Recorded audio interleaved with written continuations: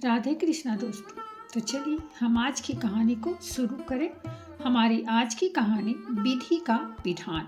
अर्जुन के पुत्र अभिमन्यु और उनके पुत्र राजा परीक्षित थे। राजा परीक्षित के बाद उनके पुत्र जन्मेजय राजा बने। उन्हें अपने आप पर बहुत अहंकार था। एक दिन जन्मेजय वेद व्यास जी के पास बैठे थे।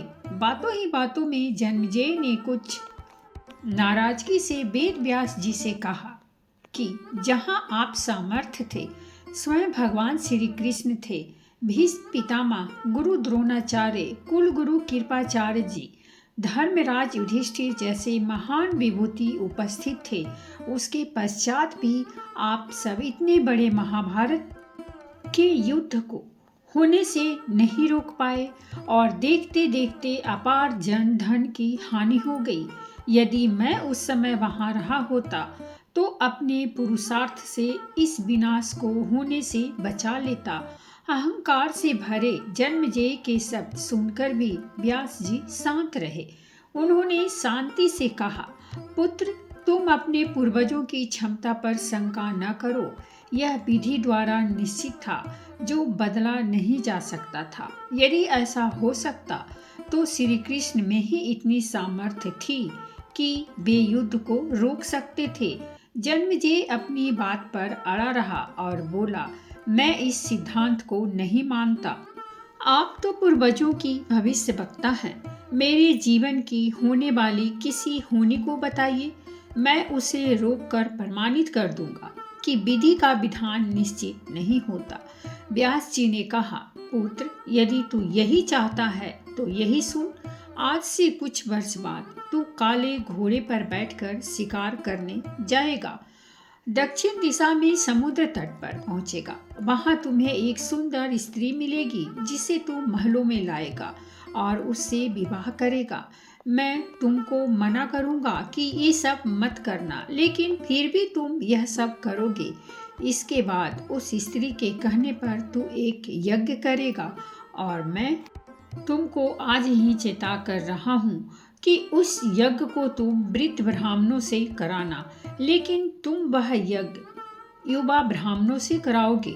और जन्मेजय ने हंसते हुए व्यास जी की बात काटते हुए कहा कि मैं आज के बाद काले घोड़े पर ही नहीं बैठूंगा, तो ये सब घटनाएं घटित ही नहीं होंगी।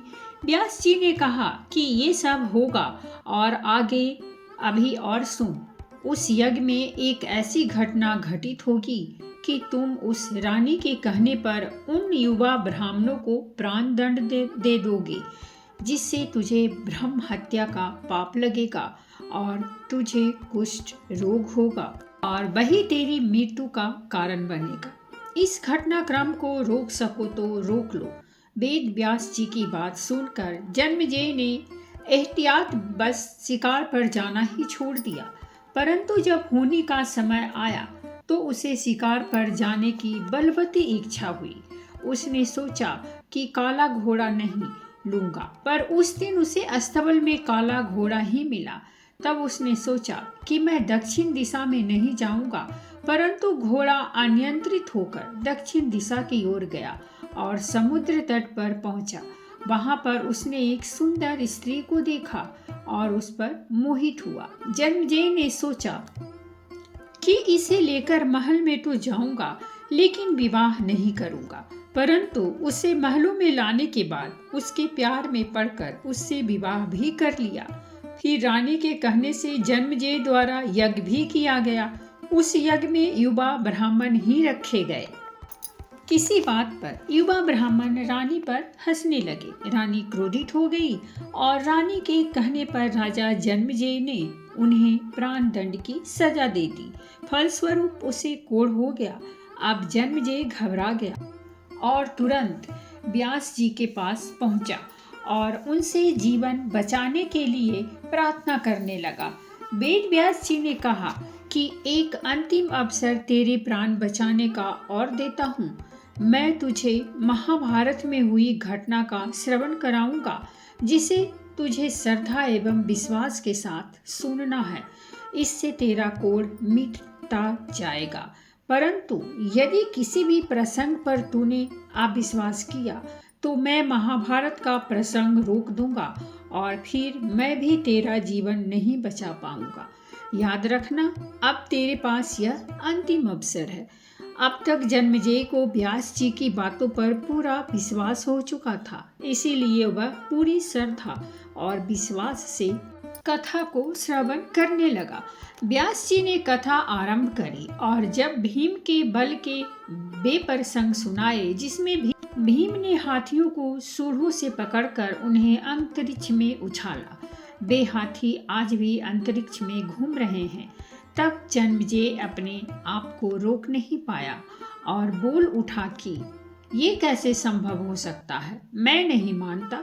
व्यास जी ने महाभारत का प्रसंग रोक दिया और कहा कि पुत्र, मैंने तुझे कितना समझाया कि अविश्वास मत करना, परंतु तुम अपने स्वभाव को नियंत्रित नहीं कर पाए, क्योंकि यह होनी द्वारा निश्चित था। फिर व्यास जी ने अपनी मंत्र शक्ति से आवाहन किया और वे हाथी पृथ्वी की आकर्षण शक्ति में आकर नीचे गिरने लगे। तब व्यास जी ने कहा, यह मेरी बात का प्रमाण है। जितनी मात्रा में जन्मेजय ने श्रद्धा विश्वास से कथा श्रवण किया, उतनी मात्रा में वह उस कुष्ठ रोग से मुक्त हुआ, परंतु एक बिंदु रह गया और वही उसकी मृत्यु का कारण बना। पहले बनती है तकदीरें, फिर बनते हैं शरीर। कर्म हमारे हाथ में है, लेकिन उसका फल हमारे हाथों में नहीं है। गीता के 2 अध्याय के 33वें श्लोक में श्री कृष्ण अर्जुन से कहते हैं, उठ खड़ा हो और अपने कार्य द्वारा यश प्राप्त कर। जिनके बारे में तू चिंतित हो रहा है, यह सब तो मेरे द्वारा पहले ही मारे जा चुके हैं। तू तो केवल निमित्त बना है, होने को टाला नहीं जा सकता, लेकिन नेक कर्म व ईश्वर नाम जप करने से उसे हानि कम होती है। तो दोस्तों, ये थी हमारी आज की कहानी, और अगर हमारी कहानी आपको अच्छी लगी हो तो प्लीज़ हमारे चैनल को सब्सक्राइब कीजिए, वीडियो को लाइक और शेयर जरूर कीजिए। कहानी सुनने के लिए बहुत बहुत धन्यवाद। मिलते हैं हम एक नई कहानी के